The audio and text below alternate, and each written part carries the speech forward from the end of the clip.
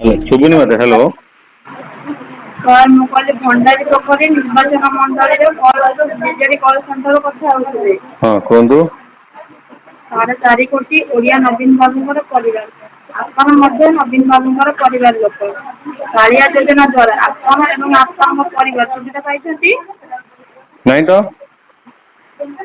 ଆପଣଙ୍କ ନାଁ କଲେ କାଳିଆ ଯୋଜନା ହେଇଛି। ଏହାକୁ ଆପଣଙ୍କର ଅତି ପ୍ରିୟ ମୁଖ୍ୟମନ୍ତ୍ରୀ ଶ୍ରୀଯୁକ୍ତ ନବୀନ ପଟ୍ଟନାୟକ ଦେଇଛନ୍ତି। ନବୀନ ପଟ୍ଟନାୟକ ମୋ ସେଥିପାଇଁ ପ୍ରିୟ ମୁଖ୍ୟମନ୍ତ୍ରୀ ବୋଲି ଆପଣ କେମିତି ଜାଣିଲେ? ଯେହେତୁ ଆପଣଙ୍କୁ ସେ କାଳିଆ ଯୋଜନା ଦେଇଛନ୍ତି ଆପଣଙ୍କ ପ୍ରିୟ ହେବେ। ନାଇଁ ତ, ମୁଁ ତ ସେଥିପାଇଁ କହିନି ମୋ ପ୍ରିୟ ବୋଲି। ହଉ ଠିକ ଅଛି। ଆମ ମାନଙ୍କ ସମସ୍ତଙ୍କର ମୁଖ୍ୟମନ୍ତ୍ରୀ ନବୀନ ପଟ୍ଟନାୟକ ଏହାକୁ ଦେଇଛନ୍ତି। ଏଥିପାଇଁ ଆସନ୍ତା ନିର୍ବାଚନରେ ଆପଣ ଏବଂ ଆପଣଙ୍କର ପରିବାର ନବୀନ ବାବୁଙ୍କୁ ଓ ସଂସଦ ଆଶୀର୍ବାଦ କରନ୍ତୁ। କାହିଁ ନଦେଲେ ଭୋଟ? ଆପଣଙ୍କ ଦେଖନ୍ତୁ ଆପଣ ନବୀନ ଆଶୀର୍ବାଦ ବାବୁଙ୍କ ଆଶୀର୍ବାଦ ମାନେ କଣ? ଭୋଟ ଦବା? ଆଜ୍ଞା ଆଁ ଆପଣଙ୍କ ସହଜ ଆଜ୍ଞା ନାଇଁ ଆଶୀର୍ବାଦ ମାନେ କଣ? ଭୋଟ ଦବା?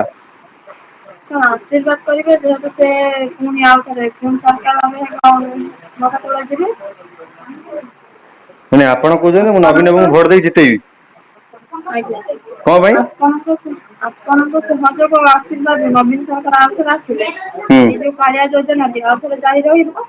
ହୁଁ ଯଦି ଆଉ ଅନ୍ୟ କୋଉ ସରକାର ଆସୁଛନ୍ତି ଏଇ କାଳିଆ ଯୋଜନାଟି ବନ୍ଦ କରିଦିଆଯିବ।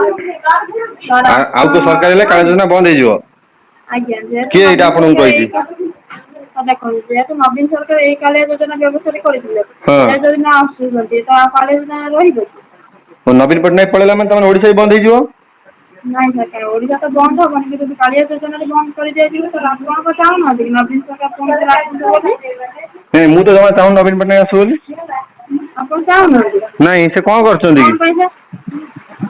ଗାଁରେ ମାଷ୍ଟର ନାହାନ୍ତି। ଯୋଉ ତମର ସ୍ୱାସ୍ଥ୍ୟ କେନ୍ଦ୍ରରେ ଡକ୍ଟର ନାହାନ୍ତି ତାକୁ କାଇଁ ଭୋଟ ଦିଆହବ?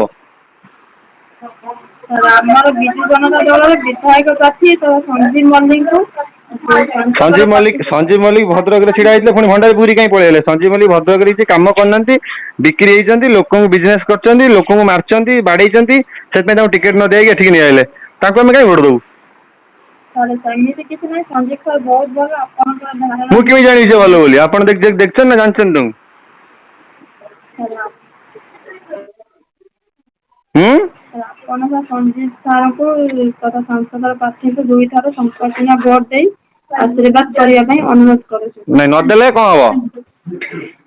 ଆପଣ ଭୋଟ ଦେବେ କି ନାହିଁ ସେଟା ଅନ୍ୟ କଥା ତମେ ତାହେଲେ ଫୋନ କରି କାଇଁ କହୁଛ ଭୋଟ ଦବାକୁ?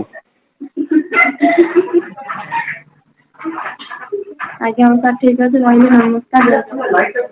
ଆଁ ଆଜ୍ଞା ସାର୍ ରହିଲି ନମସ୍କାର ଜୟ ଜଗନ୍ନାଥ। କୋଉ ଭଣ୍ଡାରୀ ପୋଖରୀରେ କେତେ ଜଣ ଡକ୍ଟର ଅଛନ୍ତି? ହ୍ୟାଲୋ।